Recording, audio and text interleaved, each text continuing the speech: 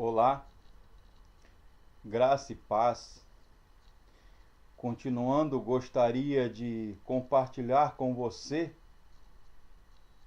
amigo internauta, Deus abençoe a sua vida. A carta do apóstolo Paulo aos crentes de Filipenses, com o seguinte título: A alegria em Cristo. Gostaria de ler uma passagem, um versículo apenas, Filipenses 4, verso 4, que diz assim: Alegrai-vos sempre no Senhor. Outra vez digo, alegrai-vos. Em outras versões diz: regozijai-vos sempre no Senhor. Outra vez digo, regozijai-vos. Filipenses é a chamada carta de Paulo da alegria. Isto significa que o crente, que o evangélico, que o cristão, ele tem que ser alegre. Porque Cristo é a nossa alegria. O crente tem que transmitir paz, porque o Cristo da paz faz parte da nossa vida. Ele mesmo diz: eis que vos deixo a paz, a minha paz vos dou, não vou-la dou como o mundo a dá. Eu entendo do texto, e em situações de ansiedade, preocupações, medos, Filipenses nos ensina a alegria. É que a vida do crente, do cristão, ele não se molda ou vê ou vive pelas circunstâncias. Nada nos abala.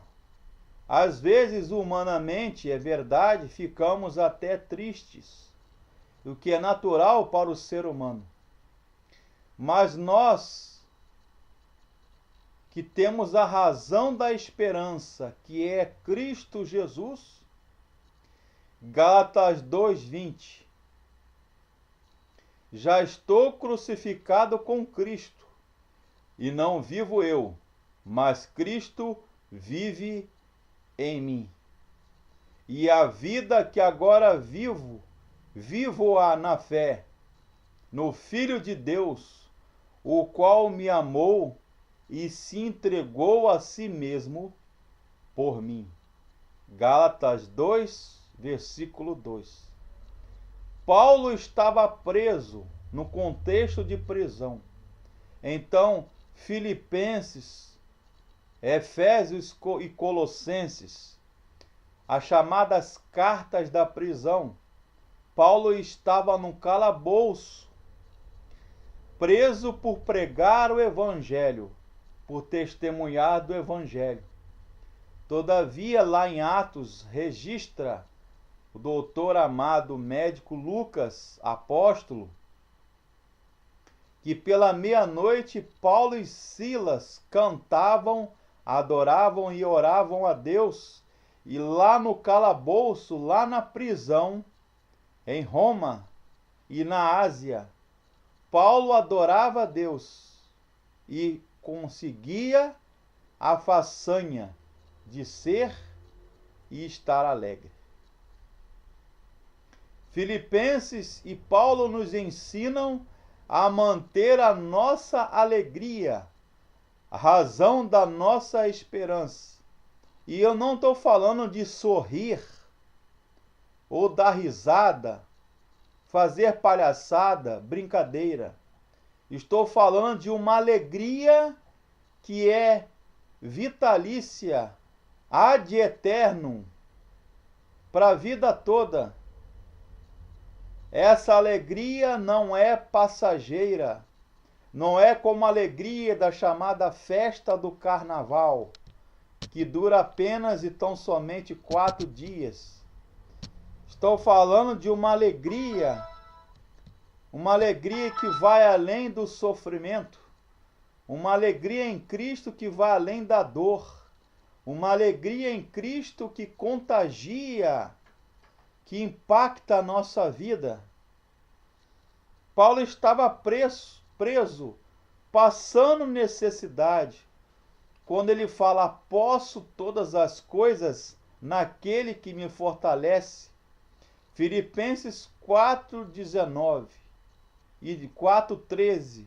Posso todas as coisas naquele que me fortalece.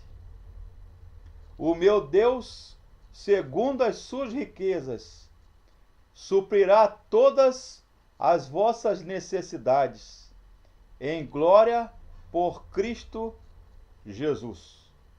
Sei a ter fome, padecer necessidade ou ter abundância, na escassez ou na abundância de víveres, alimento.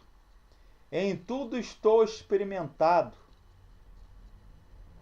e experimentei todas as coisas e não me abalei.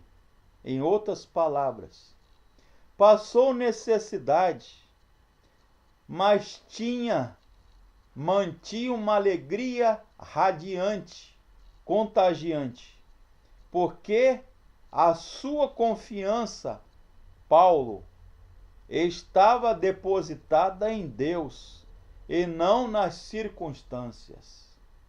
Ah, meus caros, como há muita gente por aí, meu amigo, que olha para a aparência, para a vida e só enxerga as circunstâncias ao seu redor.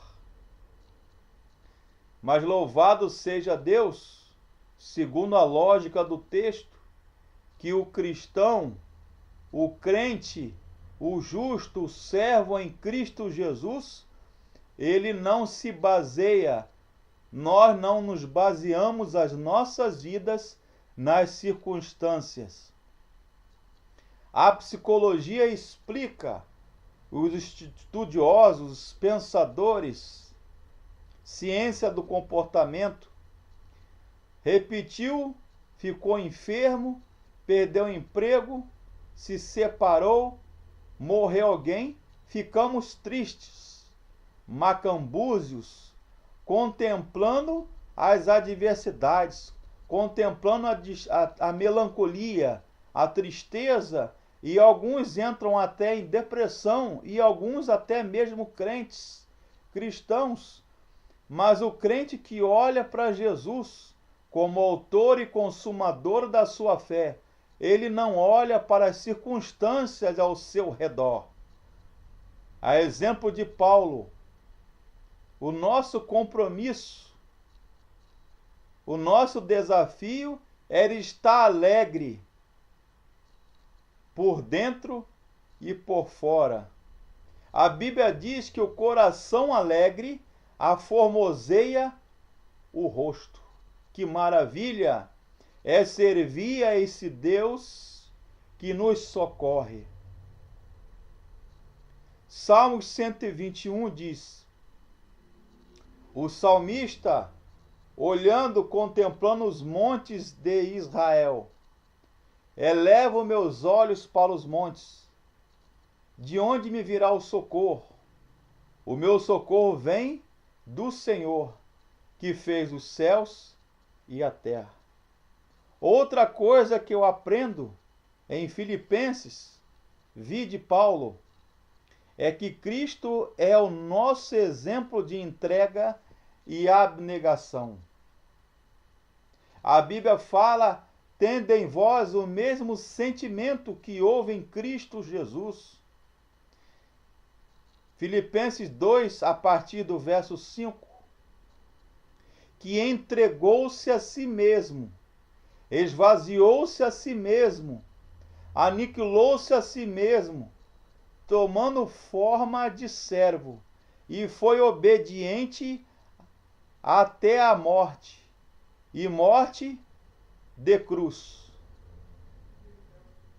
Vivemos numa época em que o individualismo impera, o exclusivismo, a egolatria, o egocentrismo. Cada um procura o seu próprio interesse e não os interesses da coletividade, da sociedade, do grupo, da empresa, da igreja, da família.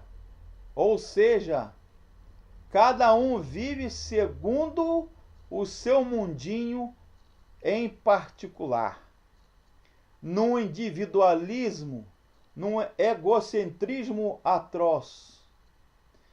Isso é produto da chamada pós-modernidade. E outros autores aí, pensadores do comportamento humano, chamam que nós vivemos a pós-modernidade e alguns conceituam a ultramodernidade. Mas Jesus deixa um legado, Paulo deixa um legado, o ensino para nós de viver uma alta entrega, uma vida de renúncias e abnegação, despojamento do nosso eu, mortificar o nosso eu, deixar o nosso o nosso velho homem, a velha natureza, a velha criatura, lá sepultado nas águas do batismo. Filipenses e Paulo ainda ensinam que nós devemos viver um para o outro, como Cristo viveu para a humanidade. Assim como Cristo é o noivo e cabeça da igreja, e morre pela igreja, pela noiva. Outra coisa, em último lugar, que eu aprendo em Filipenses, carta do apóstolo Paulo, que a vida do cristão, do crente, tem que ser significativa e não basta apenas passar pelo mundo. É preciso fazer a diferença na vida das pessoas, influenciando, impactando com a nossa vida, com o nosso testemunho na vida das pessoas, buscando a perfeição, o crescimento em Deus na vida do outro, buscando no outro, reconciliando com o outro, assim também como consequência, reconciliar também com Deus. Que Deus, para tanto, nos abençoe. É a nossa oração. Amém.